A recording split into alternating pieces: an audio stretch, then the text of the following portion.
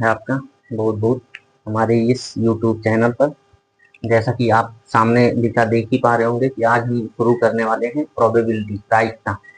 और प्रोबेबिलिटी में काफ़ी अच्छे अच्छे टाइप के सवाल भी बनते हैं, और जो फिक्स टाइप के सवाल बनते हैं जिन पर, उनको हम यहाँ पे लिख रखते हैं। जो है परमुटेशन, पहला परमुटेशन एंड कॉम्बिनेशन।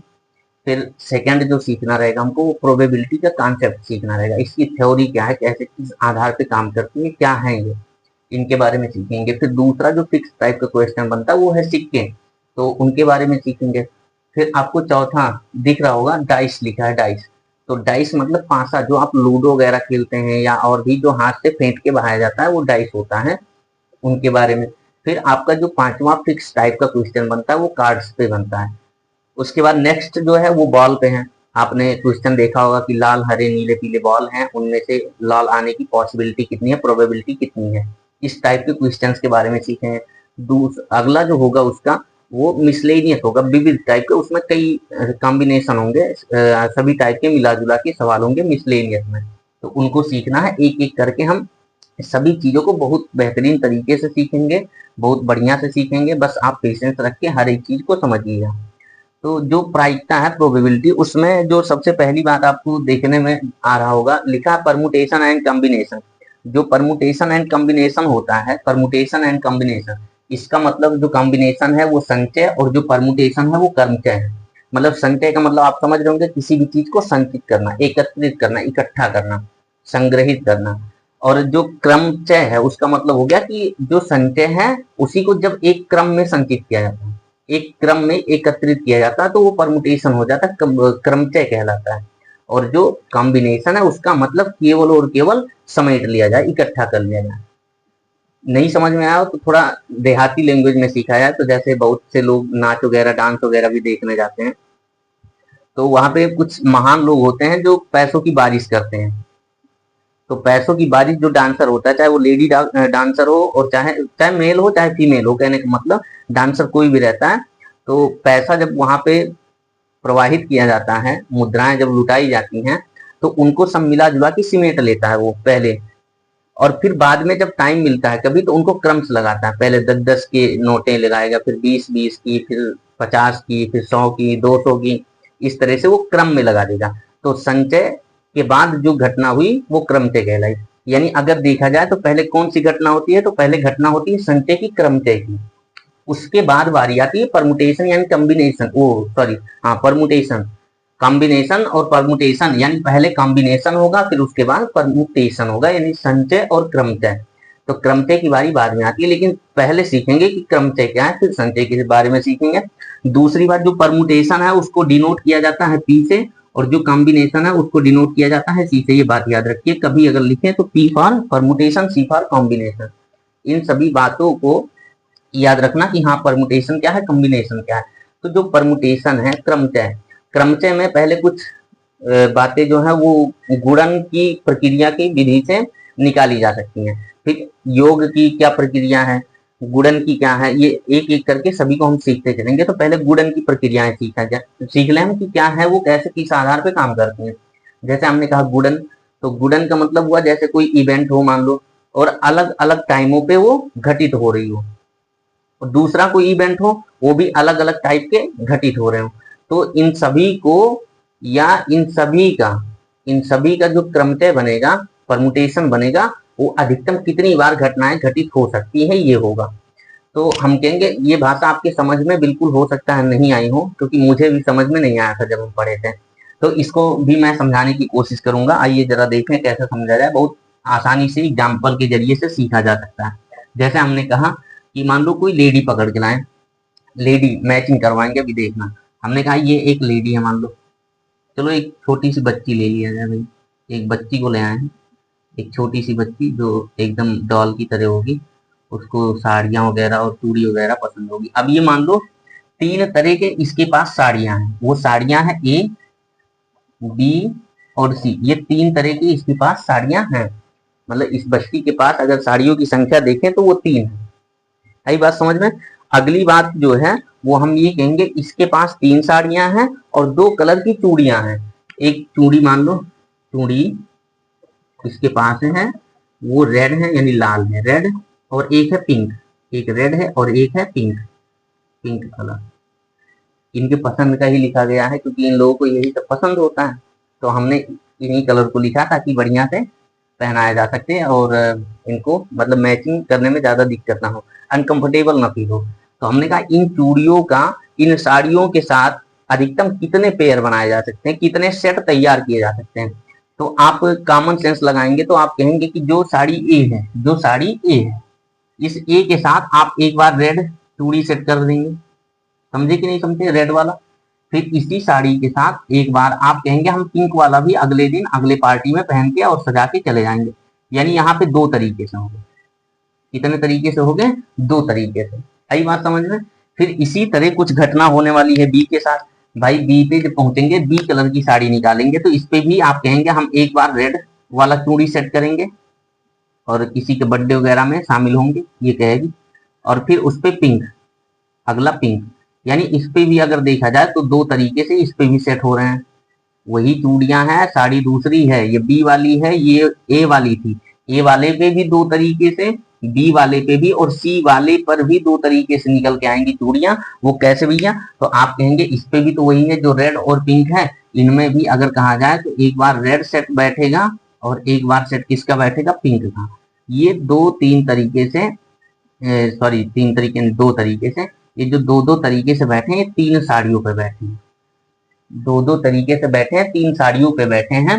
तो कितने सेट बना के तैयार किए जा सकते हैं, तो आप कहोगे दो यहाँ, दो यहाँ, चार, दो यहाँ, छह तरीके से सेट तैयार किए जा सकते हैं। तो इसी को कह देते हैं गुणा का विधि, जो गुणन विधि है गुणा का, प्रायिकता या परमुटेशन में जो आप पढ़ते हैं गुणा का विधि, वो क्या है, तो आप कहेंगे जितनी घटनाएं घटी हैं उन सभी का योग, यानी ये आपके छह हो रहे हैं तो इसका नियम ये कहता है कि तीन गुणे छह कर दिया जाए। जो तीन तरीके की साड़ियां थी और घटनाएं जो हो रही थी वो, तो तीन गुणे दो, तो आप कहेंगे कितने तरीके से, तो आप कहेंगे छह तरीके से। तो ये इसका बहुत बेसिक स्ट्रक्चर है, इस तरह से हमको समझ लेना है कि जो क्रमचय है वो क्रमचय है क्या। क्रमचय का मतलब पहले उठाइए और फिर उसको क्रम से लगाइए। पहले मैंने रेड बैठाया क्रम से, फिर उसके बाद पिंक बैठाया, इसी तरह अगले वाले पे भी पहले रेड फिर पिंक फिर रेड फिर पिंक, ऐसे ऐसे हम इनका जो सेट बनाए वो सेट इनका तैयार किया और टोटल कितने तरीके से बने, तो आप कहेंगे वो छह तरीके से बने। अगली बात, अब भाई आप कहेंगे अगर इससे भी ना समझ में आया हो तो हम कहेंगे चलो एक एग्जांपल मैं और करवा दे रहा हूँ। वो एग्जांपल क्या है, ये विविध टाइप के अभी बहुत लास्ट में मिलेंगे। पहले हमको पॉइंट्स पढ़ना है, फिर डाइस, फिर कार्ड्स, फिर बॉल्स, और उसके पहले भी हमको प्रोबेबिलिटी सीखना। प्रोबेबिलिटी में ये सारी चीजें बहुत हेल्प करने वाली है, ये जो आप सीख रहे हैं एक एक करके ये सारी चीजें आपको प्रोबेबिलिटी में हेल्प करेंगी। जनरली लोग क्या करते हैं कि ये प्रोबेबिलिटी लेसन से ही डायरेक्ट यहाँ से उठाते हैं, वो परम्यूटेशन एंड कॉम्बिनेशन छोड़ देते हैं, यानी क्रमचय और संचय को अवॉइड कर जाते हैं और इसीलिए उनको सारी समस्याएं होती है। तो जो बात आप लैंग्वेज में या बुकी लैंग्वेज जो डिफिनेशन होता है उनमें नहीं सीख सकते थे, उनको आप प्रायोगिक विधि से सीखे। कि एक कोई बच्ची है, उसके पास तीन तरह की साड़ियां हैं और दो तरह की चूड़ियां हैं, अगर वो इनका सेट तैयार करे कि कितने तरीके से इनको लगा के एक एक करके वो पर डे पहन सकती हो, तो आप कहेंगे इनको छह तरीके से तैयार कर सकती है। दूसरा, मैंने कहा भैया मेरे कि अगर मैंने कुछ बच्चों को पकड़ा, अपने यहाँ के पकड़ लिए, मान लो रेहान, एक बच्चा है रेहान, चलो समझते चलिएगा, अभी समझना है बस, अभी कुछ नहीं कर रहे हैं, ना कोई थ्योरी है ना कोई कॉन्सेप्ट है, बस बेसिक उपज है ये दिमाग की। ये रेहान है। दूसरा मान लो एक विनय है, ये विनय को पकड़ लिए भाई, विनय बोलो सही है, हाँ ठीक है, विनय है। फिर हमने कहा एक विजय है, या उसके पहले एक उनसे भी बड़े हैं संचित, और फिर उनके बाद मैंने मान लिया विनय है, सॉरी विनय को लिख दिया विजय है। सभी लोग ध्यान देना, तुम लोगों का नाम यहाँ पे लिख देंगे, जो मन का है इस वीडियो को वो करना। अब हमने कहा ये रेहान है, ये विनय है, ये संचित है, ये विजय है। बच्चे कितने हैं, चार। हमने कह दिया कि मान लो इन सभी को या इन चारों के बैठने के लिए मान लो 4 5 6 या 10 20 कुर्सी की व्यवस्था ना की गई हो, और मान लो केवल हमने कर दिया चार, वैसे 10 20 भी कर दिया जाए कोई बगत नहीं है, कोई बुराई नहीं है, हमने कह दिया चार है, एक दो तीन और एक ये चार, एक दो तीन और ये चार, ये चार कुर्सियां इन चार बच्चों के लिए हमें अवेलेबल करा दी है, इन पे बैठना है। तो इनकी जो संख्या है चार है, कुर्सियों की भी संख्या चार है। तो इस पे जो पूछा जा सकता है वो ये पूछा जा सकता है कि ये अधिकतम कितने तरीके से इन कुर्सियों पे बैठ सकते हैं। अधिकतम ये कितने तरीके से इन कुर्सियों पे बैठ सकते हैं। तो आइए चलिए देखें भाई कैसे बैठाएंगे।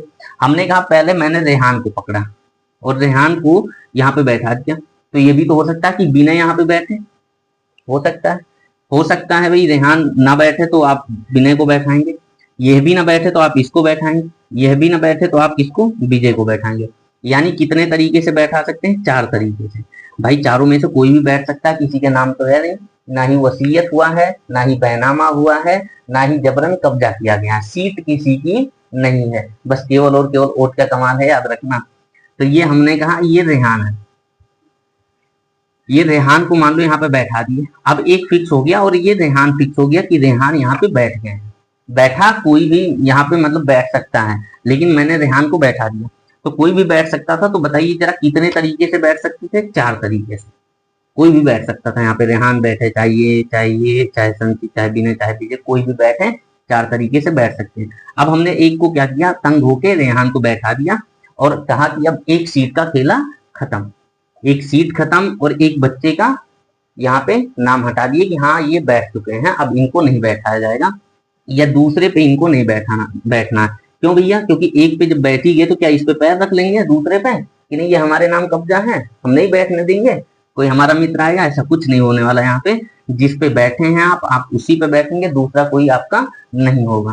तो हमने कहा ये बैठ गए। अब अगला जो है विनय, मान लो विनय को हमने बैठा दिया, बैठ कोई भी सकता है। अब ये रेहान यहाँ नहीं है, इस ग्रुप में नहीं है, जो बचे हैं वो 3 लोग बचे हैं, ये 3 लोग बैठने के लिए इस ग्रुप में केवल 3 बचे हैं, बाकी रेहान की बारी खत्म हो चुकी है, रेहान बैठ चुके हैं, तो उनको निकाल दिया गया, इनको निकाल दिए भाई रेहान। हमने कहा अब विनय, संचित, विजय, इन तीनों में से कोई भी बैठ सकता है यहाँ पे, यानी ये 3 तरीके से बैठ सकते हैं। यहाँ पे भाई विनय को बैठाओ तो भी ठीक है, संचित को बैठाए तो भी ठीक है और विजय को बैठाए तो भी ठीक है। तो हमने फिक्स किया सॉरी हमने कहा यहाँ पे 3 तरीके से बैठ सकते हैं। तो हम क्या किए कि मान लो यहाँ पे विनय को ही बैठा दिए, तो अब विनय को भी यहाँ से निकाल दो इस ग्रुप से, बचे 2 और कुर्सियों की संख्या भी बची 2। तो फिर अगली बारी जो आई उसमें हमने कहा आप चाहे यहाँ पे संचित को बैठाओ और चाहे यहाँ पे विजय को बैठाओ। तो यहाँ पे कितने तरीके से, तो आप कहेंगे यहाँ 2 तरीके से बैठाए जा सकते हैं। फिर आपने कहा कि कौन बैठेगा, तो मैंने कहा किसी को भी बैठा दो, कोई आपत्ति नहीं है। तो आपने कहा मान लो संचित को बैठा दिया, संचित, ये संचित बैठ गए। अब अगला जो बचा है, अगला वो मान लो एक है कुर्सी और एक है बच्चा, ये भी बैठ गए, इनकी भी बात नहीं करेंगे। तो भाई बच्चा एक है, कुर्सी भी एक है, तब तो उसका फिक्स है कि वही केवल एक तरीके से बैठ सकता है, यानी यहाँ एक तरीके से ये बैठ जाएंगे विजय। तो इन सभी का आपस में गुणा कर दिया जाए, इन सभी का आपस में गुणा कर दिया जाए। तो 4 तिया 12 और 12 दूना 24, ये आपका क्या हो जाएगा, आंसर हो जाएगा कि कितने तरीके से बैठ सकते हैं। तो ये 24 तरीके से यहाँ पे बैठाए जा सकते हैं। ये दूसरा जो मैथमेटिकल लैंग्वेज है उसके बारे में अगर हम सीखें, तो अब हम इसको हटा दे रहे हैं, आप यहीं पे सीखिए कि जो फैक्टोरियल होता है, फैक्टोरियल के बारे में इसमें चर्चा की जाएगी, फैक्टोरियल को। तो जो फैक्टोरियल होता है, फैक्टोरियल के बारे में सीखिएगा। फैक्टोरियल को हिंदी में कहते हैं क्रमगुणित अंकन या आकलन, क्रमगुणित अंकन या आकलन बोला जाता है हिंदी में, क्रमगुणित अंकन या आकलन। इसका मतलब चिन्ह जो होता है इसका फैक्टोरियल का, वो ऐसे एक लाइन और नीचे एक डॉट करके बिंदी, या बहुत लोग जल्दीबाजी में ऐसे भी बना देते हैं और यहाँ पे लिख दिया फैक्टोरियल 3, फैक्टोरियल 4, फैक्टोरियल 5, 10, 20 जो भी मन गए वो। ये जो क्रमगुणित अंकन होता है इसका मतलब समझिए, जैसे मैंने कह दिया आप 7 का क्रमगुणित अंकन निकालिए या क्रमगुणित कीजिए 7 को, तो 7 को आप शुरू करिए यही 7 से, ये 7, और गुणा करते करते इसके क्रमागत एक एक घटते जाइए, गुणा करते करते और एक एक घटते जाइए, गुणा करते जाइए, एक एक घटते जाइए। तो 7 से 1 कम हुआ 6, गुणा लगाए, फिर गुणा लगाए, 6 से भी 1 कम हुआ 5, फिर 1 कम हुआ 4, फिर 1 कम हुआ 3, फिर 1 कम हुआ 2, फिर 1 कम हुआ 1, और जब 1 पे आप पहुंच जाएंगे तो वहीं पे आप रोक देंगे। इस प्रक्रिया को क्रमगुणित अंकन कहा जाता है। ये है फैक्टोरियल। तो हमने कहा इस जो अभी हमने जो सवाल बोला कि 4 बच्चे हैं, एक रेहान है, एक विनय है, एक संचित है, एक विजय है, और 4 लोग हैं, 4 कुर्सियों पर ही बैठाना है, तो इनको कितने टाइप से बैठाया जा सकता है, तो आपने पाया था 24, 4 थे। तो हमने कहा ये जो फैक्टोरियल में जो मैथमेटिकल लैंग्वेज में लिखा जाएगा, तो ये आपका लिखा जाएगा 4 फैक्टोरियल 4, यानी 4p4, 4 ये ऊपर वाले जो इनकी संख्या, ये कुर्सियों की संख्या है, ये जो है पी फॉर फैक्टोरियल होता है, इसका मतलब जो होता है आप डिनोट करेंगे, तो मैं इसके फॉर्मेट को लिख रहा हूँ जो मैथमेटिकल लैंग्वेज में लिखा जाएगा। वो लिखा जाता है, मान लो n है, n टाइप की चीजें हैं, उनको अरेंज करना है अरेंजमेंट में, तो ये p फैक्टोरियल और मान लो r टाइप से ये हो गए। अब इनको अगर जो फॉर्मेट में लिखना हो तो आप कहेंगे n फैक्टोरियल अपान n माइनस r फैक्टोरियल, ये आपका बनता है। इस पे हम सवाल को रखें तो आपका जो 4 है वो p और 4 ये, यानी जो बेस जो टॉप पे लिखा है, टॉप पे लिखा जाएगा इन बच्चों की संख्या, और ये जो बेस पे लिखा, बेस पे ये कुर्सियों की संख्या है। तो हम कहेंगे इनके हिसाब से इनको रखिए। तो हमने कहा ऊपर n है, ऊपर वाला n, यानी n फैक्टोरियल मतलब 4 फैक्टोरियल, 4 फैक्टोरियल ये लिख दिए। अब बटे में n मतलब 4 और माइनस r जो यहाँ पे लिखा है नीचे बॉटम पे और टॉप पे, तो बॉटम वाला आप माइनस करेंगे n वाले, यानी 4 माइनस 4 करेंगे, 4 माइनस 4, और 4 माइनस 4 का मतलब हो गया 0 फैक्टोरियल, 4 मतलब 4 का हो गया 0 फैक्टोरियल। और एक बात मैं यहीं पे और बता दे रहा हूँ, आप याद रखिएगा, कभी भी फैक्टोरियल 1 का मान 1 होता है, फैक्टोरियल 1 का मान 1, और फैक्टोरियल 0 का मान भी 1 ही होता है, ये बात याद रखिएगा। तो आइए अब हम देखें इन बातों को। तो हम कहेंगे 4 है, और फैक्टोरियल का मतलब यहाँ बताया गया, इससे समझिएगा। तो 4 है और 4 से 1 कम करके और गुणा करते, 1 कम करके गुणा करके, 1 कम करके गुणा करके आप 1 तक पहुंचिए। तो 4 गुणे 3, 3 गुणे 2 और 2 गुणे 1, ये आ गए हम भाई वहीं पे। और 4 फैक्टोरियल, 4 माइनस 4 फैक्टोरियल का मतलब हो गया 0 फैक्टोरियल, और 0 फैक्टोरियल का मान होता है 1। कैसे होता है ये भी हम बताएंगे, और वो इसी में बताएंगे प्रोबेबिलिटी में, जो कॉन्सेप्ट सीखेंगे उसी में बताऊंगा इसको कि क्या है। तो ये 1 1 काटो या ना काटो, 1 से डिवाइड करेंगे तो 4 3 जा 12, 12 2 जा 24, यानी 4 3 12, 12 दूना 24, वही आंसर बना या नहीं बना। तो ये है क्रम गुणित अंकन, यानी जब कभी भी कोई इवेंट बार बार या अलग अलग टाइप से घटित हो रहा हो, तो उनकी घटनाओं की संख्या, यानी कितनी बार घटित होने के चांस हैं, उनको आप मल्टीप्लीकेशन मेथड से निकाल सकते हैं। तो इसे कहते हैं मल्टीप्लीकेशन मेथड।